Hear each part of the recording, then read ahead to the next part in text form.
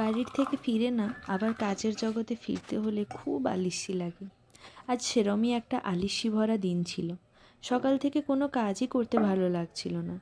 এক কাপ চা খেয়ে ভাবলাম নিজেকে স্টার্ট দিতে পারবো, কিন্তু কই আর, সব কাজ ফেলে রেখে ইচ্ছেই হলো না কিছু করি।